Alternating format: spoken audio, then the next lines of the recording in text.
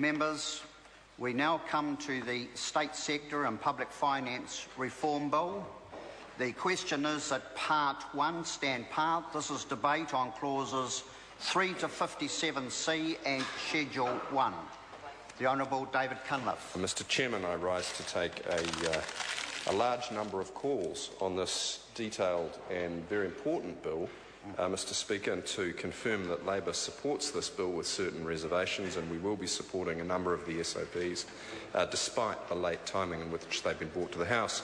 But it would be remiss of me, sir, to continue with this debate before adding a quick personal comment about the preceding one. May I enter into the record my deep concern about the removal of access to justice and the tightening of the legal aid provisions.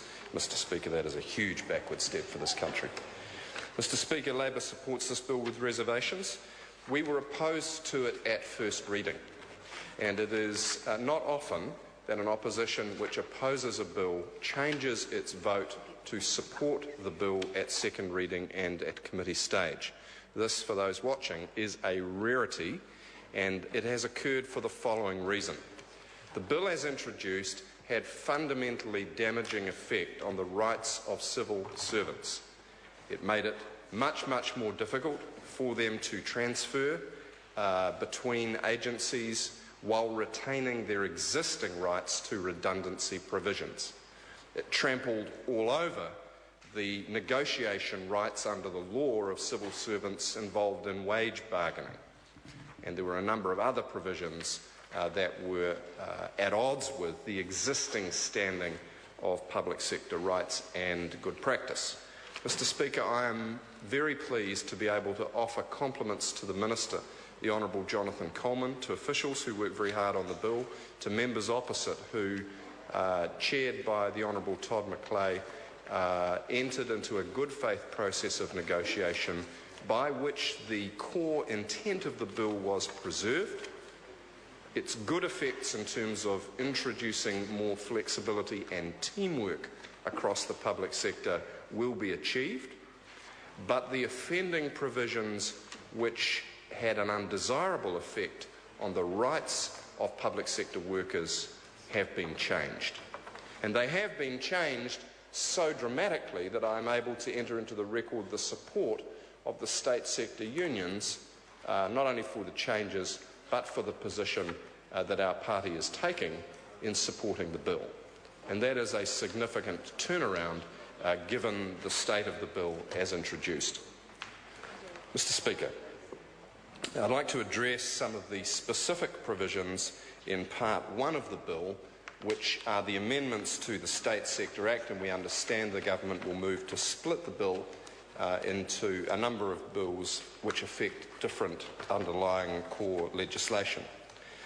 Part 1 of the bill was in fact the most contentious, and Mr Chairman, I hope that you will allow the Minister to take a number of calls to underline the government's thinking on the bill as introduced and in the changes that it's made. Mr Speaker, I hope, given the importance of this part of the bill, that you will allow members of this side of the House to debate its provisions in some detail. Mr Speaker, several of the issues that we will wish to canvass in our comments today include the following. Firstly, the redundancy provisions have been improved so that state sector employees retain their entitlements unless accepting a position that is, quote, no less favourable than the position that they currently have in terms of terms and conditions. You know, sometimes there is an argument in lawmaking about one word. And I think it was Oscar Wilde, the writer and poet, who said a long time ago, I spent all morning putting the comma in to the sentence and all afternoon taking it out again. He might have said it with a slightly different accent, of course. But we spent best part of a day arguing about whether we were going to put the word overall into the clause which says the terms and conditions had to be no less favourable, and we ended up taking it out again. And the reason that we were able to take it out by agreement, and we appreciate the work of officials on that matter, is that it was agreed common ground that the existing case law in fact allows a court to look at a package of terms and conditions and that no change was needed.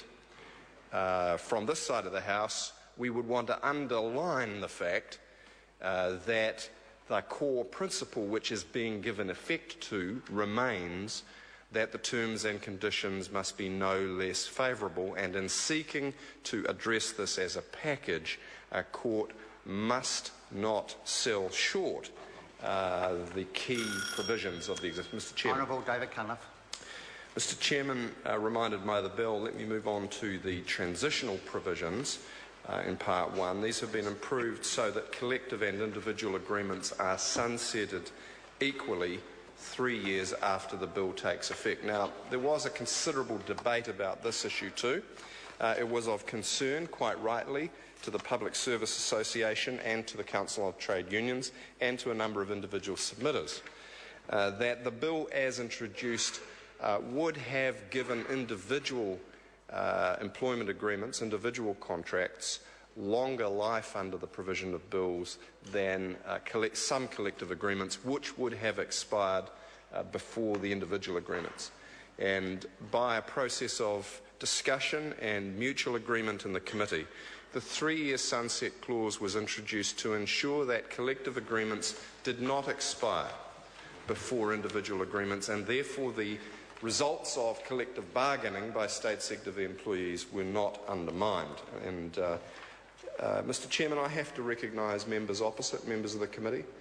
It was a good faith discussion process, ably assisted by officials, and as with a number of bills that Parliament's been debating today, an example for the public of where Parliament can, through select committees, actually do its job of changing the detail of legislation to iron out, and in this case, some pretty fundamental kinks and creases, so that we've ended up with a bill which, in our view, does achieve the intent of the government, and the government will be pleased about that, but removes at least the most part of the issues which would have been at odds with worker rights and social justice.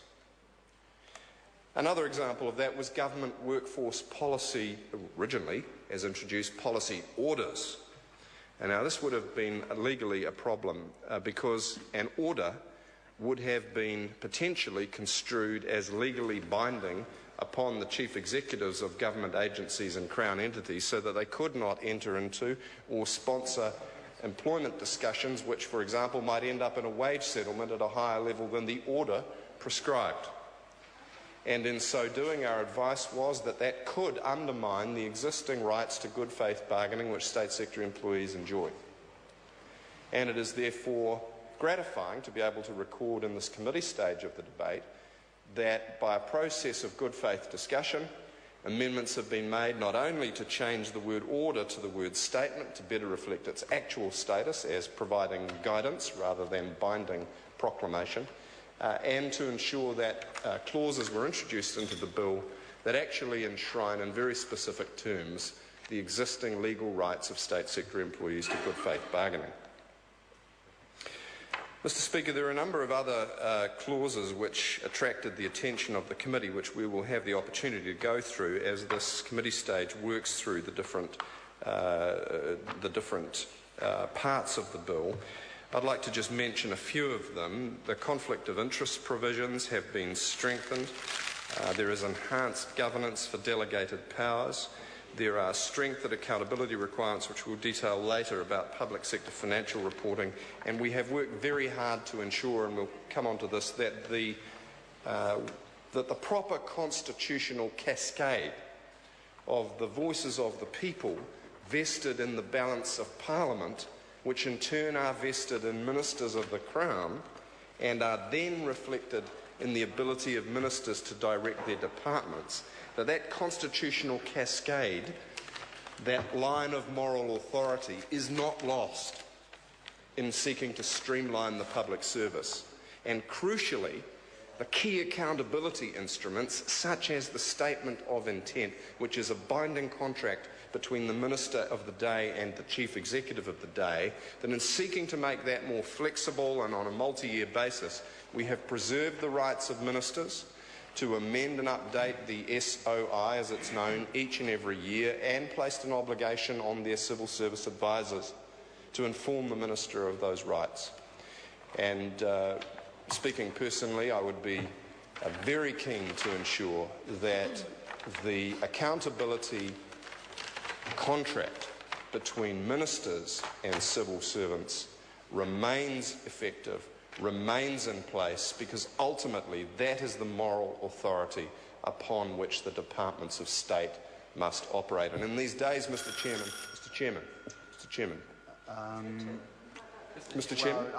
you can only have two consecutive unless some other member takes a call, and I see Dr. David Clark is anxious to take a call. So, Dr. David Clark. I'm very, very pleased to take a call.